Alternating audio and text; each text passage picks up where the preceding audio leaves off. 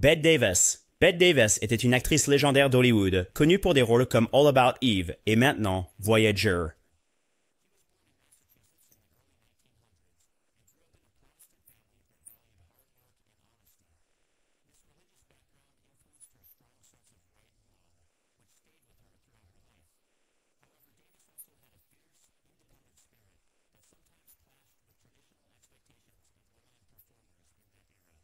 À mesure qu'elle réussissait, Davis devait souvent faire face à des défis, comme des désaccords avec les studios de cinéma et plusieurs mariages. Pendant ces périodes, elle se tournait vers la prière et l'introspection pour trouver du réconfort et de la force. Elle croyait que la foi pouvait la guider, mais elle pensait aussi qu'il était important de se défendre. Cet équilibre entre la confiance en une puissance supérieure et la confiance en ses propres instincts a défini sa carrière. Les personnes autour d'elle ont remarqué que ses choix, tant dans sa vie personnelle que dans son jeu d'actrice, montrait un mélange de détermination et un désir de faire ce qui lui semblait juste dans son cœur. Plus tard dans sa vie, alors qu'elle rencontrait de sérieux problèmes de santé, Davis parlait plus ouvertement de sa croyance en la prière et de la façon dont elle l'aidait à faire face. Son histoire montre comment la foi personnelle peut évoluer, offrant des repères tout en laissant place à la volonté individuelle. Gregory Peck. Gregory Peck était un acteur américain célèbre pour des films comme Du silence et des ombres et Vacances romaines. Il est né en Californie au début des années 1900 et a grandi dans une famille catholique. Dès son plus jeune âge, il a appris des valeurs telles que la gentillesse, l'honnêteté et la responsabilité. Ces principes l'ont accompagné, influençant les personnages droits et honorables qu'il a souvent incarnés à l'écran. Peck considérait le métier d'acteur comme un moyen de mettre en lumière des questions morales et d'explorer l'importance de faire ce qui est juste. Son éducation catholique a façonné son engagement envers la justice, la compassion et l'aide aux autres.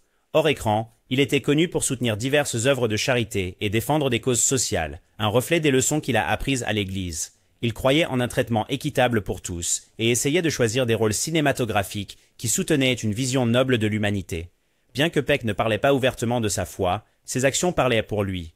Lorsqu'il faisait face à des pertes personnelles ou à des défis, il se tournait vers la prière ou parlait avec des conseillers spirituels de confiance pour trouver du réconfort et des conseils. Les personnes proches de lui admiraient la manière dont il équilibrait la dévotion discrète avec sa vie publique, montrant que la foi peut guider quelqu'un dans les moments simples comme dans les grandes décisions.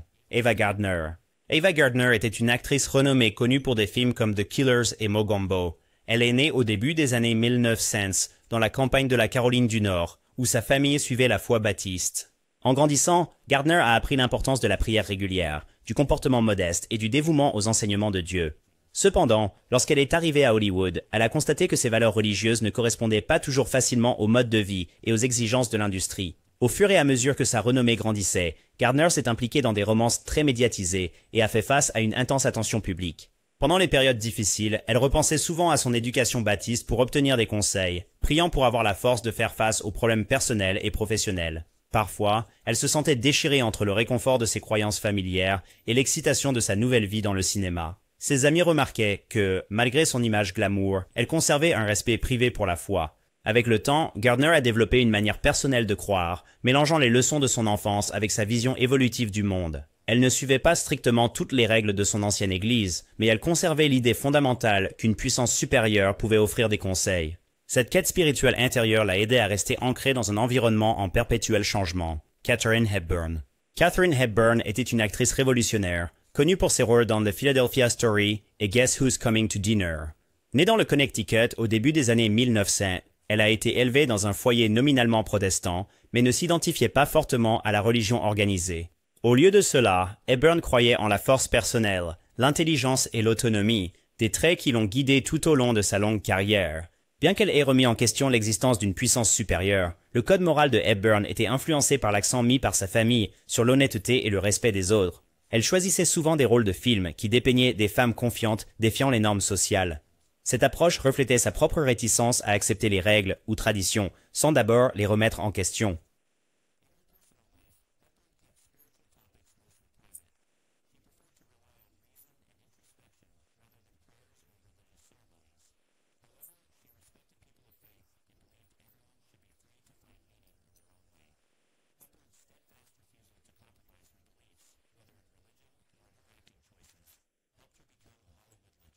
Son histoire montre que la foi, ou l'absence de celle-ci, peut façonner les valeurs d'un individu aussi puissamment que n'importe quelle croyance.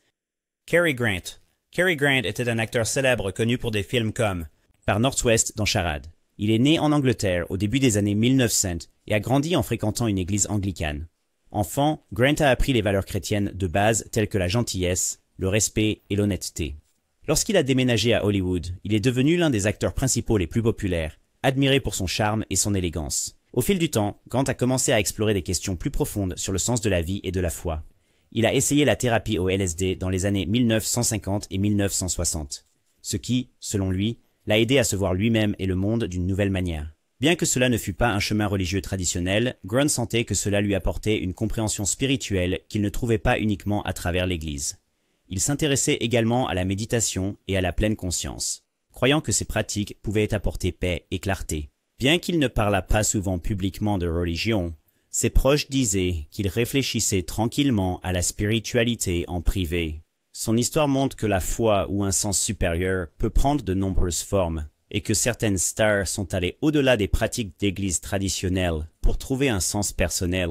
James Dean. James Dean était une étoile montante d'Hollywood qui est devenue célèbre grâce à des films comme La Fureur de vivre et À l'Est d'Éden. Né dans l'Indiana au début des années 1930, Dean a été élevé dans une famille Quaker. Les Quakers mettent souvent l'accent sur la simplicité, la réflexion intérieure et une vie paisible. Cette influence précoce a peut-être contribué à façonner la nature calme et réfléchie de Dean.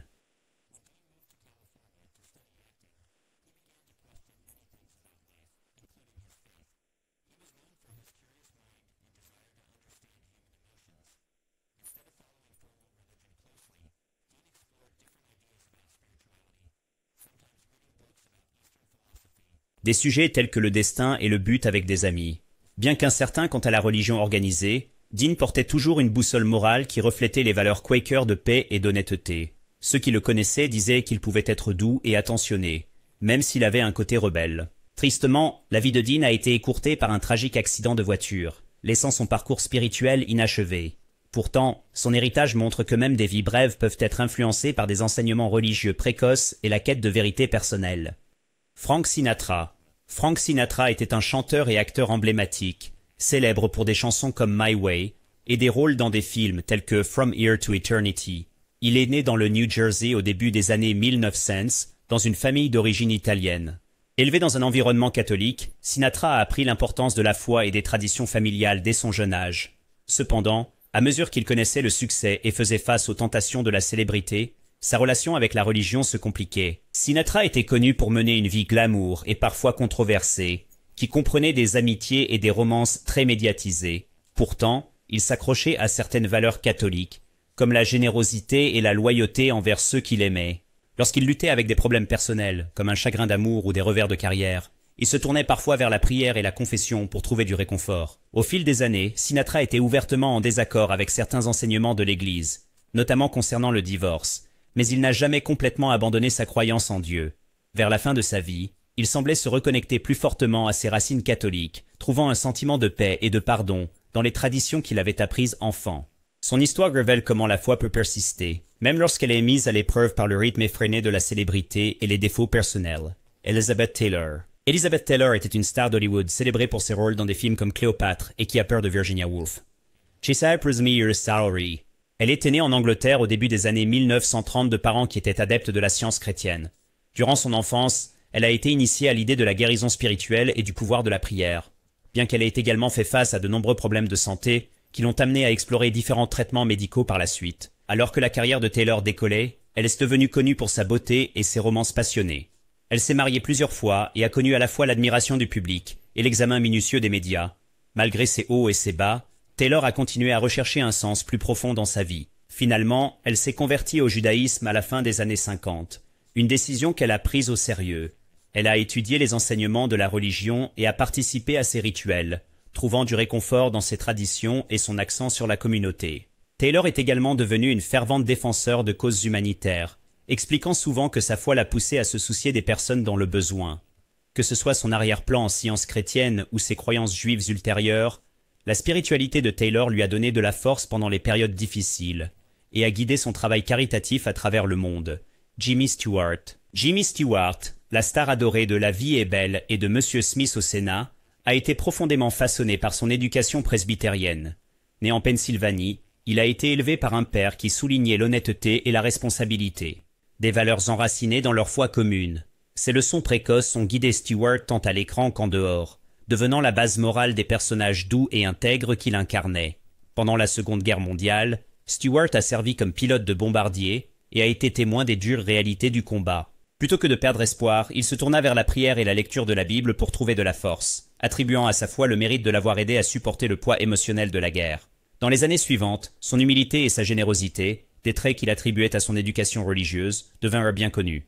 Même à mesure que sa renommée grandissait, Stewart restait engagé à assister aux services religieux et au travail caritatif. Sa dévotion silencieuse et constante aux enseignements presbytériens a continué à façonner sa vie jusqu'à son dernier chapitre, Ingrid Bergman. Ingrid Bergman, célèbre pour ses rôles dans Casablanca et Notorious, est née en Suède et a été élevée dans l'église luthérienne, une foi profondément ancrée dans le tissu culturel de son pays natal.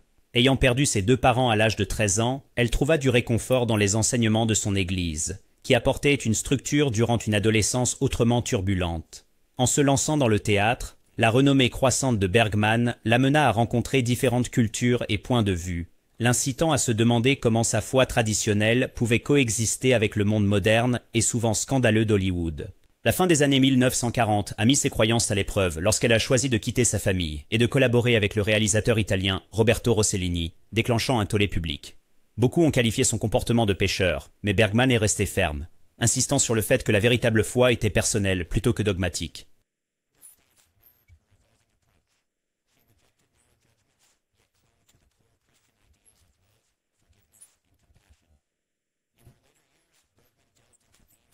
Ayant à réconcilier ses choix avec son éducation luthérienne précoce. Ce faisant, elle a montré comment la conviction spirituelle peut rester une force directrice même face à la controverse. Son parcours, ancré dans la grâce et l'introspection, a jeté les bases pour d'autres cherchant à concilier foi personnelle et carrière exigeante. Gary Cooper. En s'appuyant sur l'idée que la foi peut évoluer sous le regard du public, le chemin de Gary Cooper a également été façonné par les pressions d'Hollywood. Élevé dans un foyer protestant au Montana, Cooper a grandi au milieu de vastes étendues, où la religion était plus une tradition discrète qu'une pratique fervente. Cependant, les rigueurs de sa carrière cinématographique réussie, y compris ses rôles emblématiques dans Le Train sifflera 3 fois et Sergent York, l'ont amené à remettre en question le but plus profond de la vie. Dans les années 1950, un sentiment de vide l'a poussé à explorer le catholicisme, encouragé par l'influence de son amie proche, l'actrice Loretta Young. Pour Cooper, adopter la foi catholique signifiait adopter un code d'éthique qui résonnait avec les personnages droits et honorables qu'il incarnait souvent à l'écran. Il a commencé à prendre des décisions de carrière différentes, refusant des rôles qui ne correspondaient pas à ses nouvelles croyances et trouvant une paix renouvelée en assistant régulièrement à la messe. Les sceptiques se demandaient si cette transformation était authentique ou simplement une initiative de relations publiques. Pourtant, Cooper a persévéré, affirmant constamment que sa conversion lui avait donné un ancrage spirituel lors de tumultes personnels, y compris des tensions conjugales et des problèmes de santé. Eddie Lamar. L'histoire de Eddie Lamar offre un contraste fascinant avec l'expérience de Cooper. Né en Autriche dans une famille juive, Lamar a tout absorbé des valeurs de curiosité intellectuelle et de respect du patrimoine. Cependant, sa fuite de l'Europe sous influence nazie dans les années 1930, motivée par la peur de la persécution, l'a propulsé dans le glamour d'Hollywood.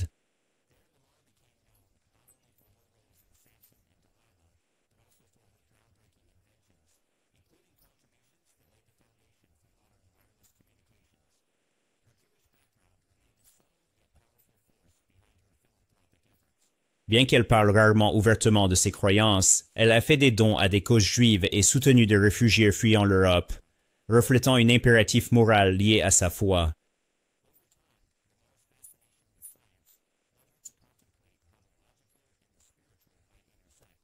Elle se demandait si l'immensité de l'univers indiquait une puissance supérieure, ou si des structures religieuses strictes pouvaient coexister avec la recherche scientifique. Contrairement à l'affrontement direct d'Ingrid Bergman avec la condamnation publique, les luttes spirituelles de Lamar étaient le plus privées et philosophiques. Pourtant, le résultat était similaire. La foi, qu'elle soit ouvertement déclarée ou discrètement entretenue, offrait une boussole qui guidait son travail humanitaire et soutenait son sentiment d'identité dans un monde en constante évolution. John Wayne. Poursuivant le thème des transformations de foi tardives dans la vie, John Wayne illustre comment la spiritualité peut émerger sous le poids des attentes du public. Renommé pour ses rôles de dur à cuire dans des films comme The Searchers et True Grit, Wayne a d'abord été façonné par les idéaux presbytériens de travail acharné et de responsabilité personnelle. des vertus inculquées pendant son enfance en Iowa. Pourtant, pendant une grande partie de sa carrière, la religion a été reléguée au second plan au profit de ses activités cinématographiques. Il incarnait l'image du cow-boy dur et pragmatique, exprimant rarement des convictions religieuses explicites. Alors que des problèmes de santé et des réflexions personnelles le rattrapaient dans les années 1970, Wayne se tourna vers le catholicisme, une décision influencée par sa famille, dont beaucoup pratiquaient la foi. Embrasser une nouvelle église n'était pas simplement un geste symbolique. Cela apportait à Wayne un sentiment de réconciliation paisible avec son passé, y compris des relations et des décisions professionnelles qui le pesaient. Alors que les critiques se demandaient s'il s'agissait d'un changement authentique ou d'une réaction à la mortalité, Wayne lui-même a décrit sa conversion comme une découverte de pardon et de renouveau. Ce pivot spirituel tardif reflétait l'expérience de Gary Cooper, soulignant comment la foi peut servir à la fois de refuge et de révélation. Dans les dernières années de Wayne, son allure de cow-boy s'est mêlée à une introspection plus douce, prouvant que l'identité spirituelle d'un homme peut évoluer indépendamment de la célébrité ou de l'âge. Claudette Colbert. Revenant à une expression plus discrète de la croyance, le parcours spirituel de Claudette Colbert souligne comment la foi peut être une force constante et discrète derrière le succès public. Née en France, Colbert a été élevée dans une famille catholique qui a ensuite émigré aux États-Unis, lui inculquant une éthique de travail disciplinée et un sens de la gratitude qui a résonné tout au long de sa vie. Émergeante à la célébrité dans des films comme New York, Miami et Cléopâtre, Colbert portait une aura d'élégance que beaucoup attribuaient à son calme et à sa boussole morale inébranlable. Contrairement à John Wayne ou Ingrid Bergman, Colbert n'attira pas l'attention du public sur ses croyances, choisissant une voie plus privée. Pourtant, elle assistait discrètement à la messe, cherchait des conseils spirituels pendant Chistich, et même tenu un journal personnel, remerciant Dieu pour ses bénédictions. Au fil du temps, alors qu'elle se retirait de l'agitation d'Hollywood et adoptait un mode de vie plus paisible, la foi de Colbert restait une pierre angulaire de sa routine quotidienne. Bien que moins dramatique que les réflexions philosophiques de Hedy Lamarr ou la conversion médiatique de Gary Cooper, sa dévotion n'était pas moins sincère. Pris ensemble, les histoires de Bergman, Cooper, Lamarr, Wayne et Colbert reflètent les nombreuses façons dont les stars de l'âge d'or ont trouvé profondeur et sens dans la foi, que ce soit avec audace, discrétion ou quelque part entre les deux. Spencer Tracy. L'histoire de Spencer Tracy poursuit naturellement le thème du conflit intérieur et de l'évolution spirituelle, qui a marqué de nombreux acteurs de l'ère dorée. Né dans le Wisconsin et éduqué dans des écoles jésuites strictes, Tracy a absorbé le principe catholique de la responsabilité morale dès son plus jeune âge. Pourtant, à mesure que sa célébrité grandissait, il se trouvait déchiré entre les enseignements de l'Église et les complexités d'Hollywood. Sa relation de longue date avec Katharine Hepburn, alors qu'il restait marié à Louise Tracy, devint un point focal de son tourment, illustrant comment la doctrine religieuse peut entrer en collision avec la dévotion personnelle. Malgré cette tourmente, Tracy n'abandonna jamais totalement sa foi. Il se reposait souvent sur la prière, surtout lors des défis de santé qui se sont manifestés plus tard dans sa vie. Parfois, il se demandait s'il avait respecté les normes morales élevées qu'on lui avait enseignées, luttant contre un sentiment de culpabilité qui entrait en conflit avec son amour pour Hepburn. À la fin, l'insistance de Tracy à rester mariée témoignait des idéaux catholiques d'engagement et de sacrement, même si cela lui causait des peines personnelles. Ces dernières années ont été marquées par une réflexion intérieure, suggérant que la foi peut rester une pierre angulaire de l'identité, malgré les regrets et les imperfections. En reconnaissant à la fois sa dévotion et ses tourments intérieurs, le parcours de Tracy met en lumière comment la croyance peut exiger et accorder la miséricorde à parts égales. Loretta Young. En continuant l'exploration de la foi dévouée au milieu des exigences d'Hollywood, Loretta Young représente une figure qui a ouvertement embrassé la religion comme son principe directeur. Élevée dans une famille profondément catholique en Utah, Young n'a jamais hésité à partager le rôle central que la foi jouait dans sa vie. Très tôt, elle a insisté pour que les scénarios de films s'alignent avec ses convictions morales, faisant écho aux décisions consciencieuses prises par son ami proche et confident, Gary Cooper. Avant chaque scène, Young priait, une pratique qu'elle croyait aiguiser sa performance et souligner son humilité devant Dieu. Pourtant, comme Spencer Tracy, elle a également affronté des dilemmes personnels. Sa grossesse secrète avec Clark Gable a mis à l'épreuve son engagement envers la doctrine catholique.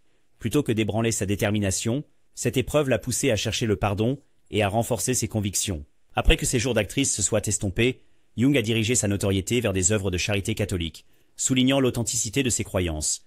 Son histoire montre comment une dévotion inébranlable peut exister, malgré les pressions de l'industrie et les luttes personnelles. Alors que Tracy luttait avec la culpabilité, Young a trouvé la rédemption à travers le service, illustrant deux chemins au sein de la même tradition de foi.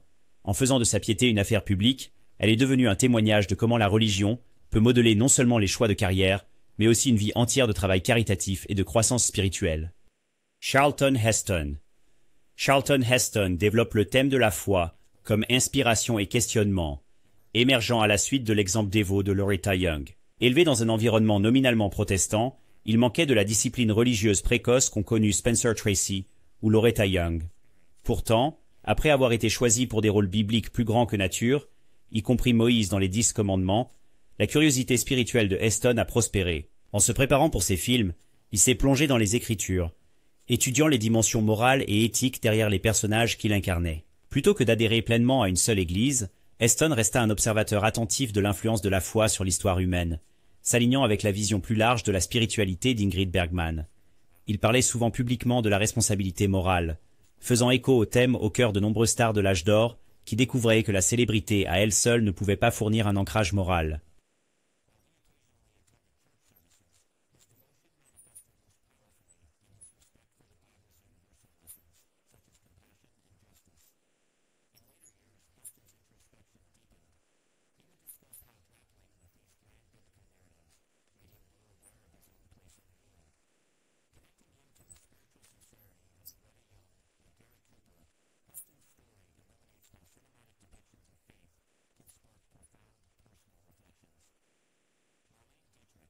Marlène Dietrich élargit ce mosaïque en illustrant comment la foi peut être remise en question et transformée sous le poids des événements mondiaux. Élevée dans un foyer luthérien strict en Allemagne, Dietrich se conformait initialement à la discipline imposée par sa mère.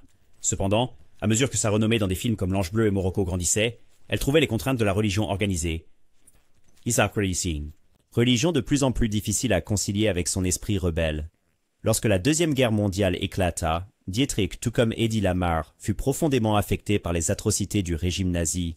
Renonçant à sa citoyenneté allemande et aidant les Alliés, elle rencontra une souffrance d'une ampleur qui mit au défi ses premières croyances luthériennes. Non satisfaite par le seul rituel, elle a élaboré son propre code moral, fondé sur la justice et la compassion. Ce système de valeurs privées mais résolues reflétait les luttes internes de Spencer Tracy, sauf que Dietrich a choisi de se détacher du culte formel. Plus tard dans sa vie, elle a consacré ses énergies à des causes humanitaires, utilisant sa plateforme pour défendre des questions morales et éthiques plutôt que des pratiques dogmatiques. Tout comme Ingrid Bergman, elle croyait que l'amour et la compréhension transcendaient des frontières religieuses rigides.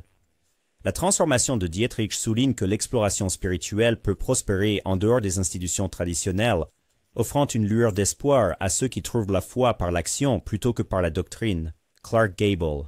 Enfin, le récit de Clark Gable nous ramène à la case départ, soulignant une approche plus discrète et plus posée de la foi. Élevé dans l'Ohio par un père protestant et une mère catholique dont il se souvenait à peine, Gable n'a jamais adopté une pratique religieuse cohérente. Au lieu de cela, sa boussole morale a émergé à travers les épreuves de la vie, rappelant l'éveil spirituel tardif de John Wayne. La véritable épreuve de Gable est survenue lorsque sa bien-aimée épouse, Carole Lombard, est morte tragiquement dans un accident d'avion. Comme Spencer Tracy se tournant vers la prière en temps de tourmente, Gable a cherché le réconfort dans l'idée d'une puissance supérieure, même s'il a évité les affiliations formelles. Son approche de la foi est restée personnelle et discrète, comme le montre sa décision de servir pendant la Seconde Guerre mondiale et son soutien à diverses causes caritatives.